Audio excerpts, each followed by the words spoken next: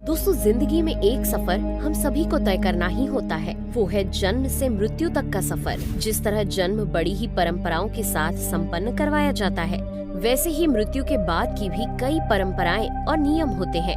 जैसे कि शव को कब जलाना चाहिए और कब नहीं, उसे अकेला क्यों नहीं छोड़ना चाहिए। तो आइए जानते हैं मृत्यु से जुड़े इन्हीं सब रहस्यों के बारे में। दोस्तों, मृत्यु के बाद के नियमों को बताने से पहले हम आपको ये बताना चाहेंगे कि आखिर मृत्यु कैसे आती है और किस किस रूप में वो शरीर से प्राणों को अलग करती है।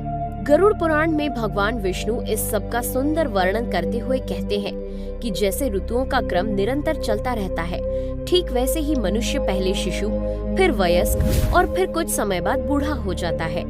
मनुष्य इस संसार में उत्पन्न होता है और उन्हें ऋतुओं के जैसे एक समय बाद अपने शरीर का त्याग निश्चित ही करना पड़ता है। और जब वो अपनी औसत आयु को पूरा कर लेता है, तो आत्मा शरीर को छोड़ने के पहले विभिन्न प्रकार के संकेत देती है। ये संकेत अच्छे या बुरे दोनों प्रकार के हो सकते हैं।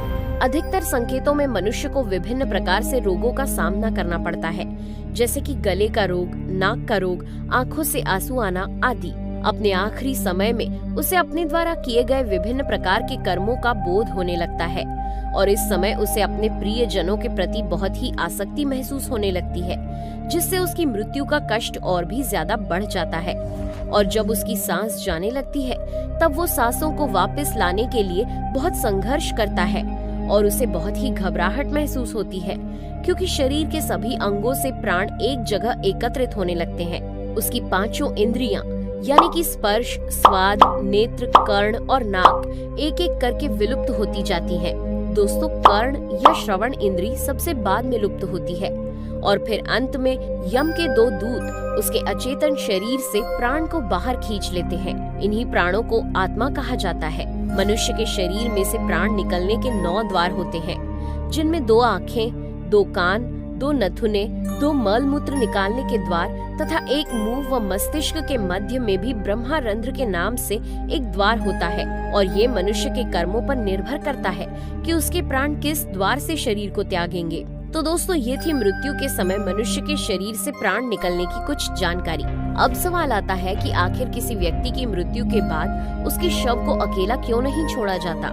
ये बताने से पहले हम आपको बता दें कि आखिर वो क्या परिस्थितियां होती हैं जब शव का दाह संस्कार नहीं किया जाता। सबसे पहले अगर किसी व्यक्ति की मृत्यु सूर्यास्त के बाद होती है, तो हिंदू धर्म के अनुसार रात्रि में दाह संस्कार नहीं कर सकते, क्योंकि यदि उस व्यक्ति के शव को रात में जला दिया गया तो व्यक्ति की आत्मा को कभी भी मुक्ति नहीं मिल पाएगी और उसकी आत्मा का अगला जन्म नीच योनि में होगा। दूसरा, अगर किसी व्यक्ति की मृत्यु पंचक काल में हुई तो उसका संस्कार भी पंचक के बाद किया जाता है। नहीं तो ऐसा भय रहता है कि उसके खानदान में 5 अन्य लोगों की भी मृत्यु हो सकती है। हालांकि इसका एक और समाधान होता है कि मृतक के साथ आटे या बेसन के बने 5 पुतले रख दिए जाएं और शव के साथ इन पुतलों का भी नियम पूर्वक अंतिम संस्कार किया जाए, तो इससे दोष समाप्त हो जाता है। तीसरी बात ये है कि यदि मृत व्यक्ति की संतान उसके पास नहीं है, तो उसके पुत्र या पुत्री के आने तक उसका अंतिम संस्कार नहीं किया जाता, क्योंकि ऐसा माना जाता है कि अपने पुत्र या पुत्री के हाथों से संस्कार होने पर ही मृतक की आत्मा को शांति मिलती है, वरना उसकी आत्मा भटकती ही रहती है। दोस्तों, अब हम बताते हैं कि किसी व्यक्ति की मृत्यु के बाद उसके शव को एक पल के लिए भी अकेला क्यों नहीं छोड़ा जाता। तो इसके पीछे कई कारण हैं और उनमें पहला कारण ये है कि यदि शव को अकेला छोड़ दिया जाए तो भटक रही बुरी आत्माएं उसके शरीर में प्रवेश कर सकती हैं और अगर ऐसा हो गया तो मृतक के साथ साथ पूरे परिवार को भयंकर संकट का सामना करना पड़ सकता है। दूसरा कारण ये है कि मृत्यु के बाद शरीर के अंदर बहुत से जीवाणु पनपने लगते हैं। शरीर के ऊपर भी मक्खियाँ या अन्य जीव जंतु मंडराने लगते हैं, जिससे एक व्यक्ति को शव के पास बिठाया जाता है, जो कि आसपास की जगह को साफ सुथरा रखे और दीपक या अगरबत्ती जलाकर सुगंधित वातावरण भी बनाए रखे। तीसरा कारण ये है कि मृतक की आत्मा तब तक वहीं रहती है जब तक कि उसका शरीर जल नहीं जाता।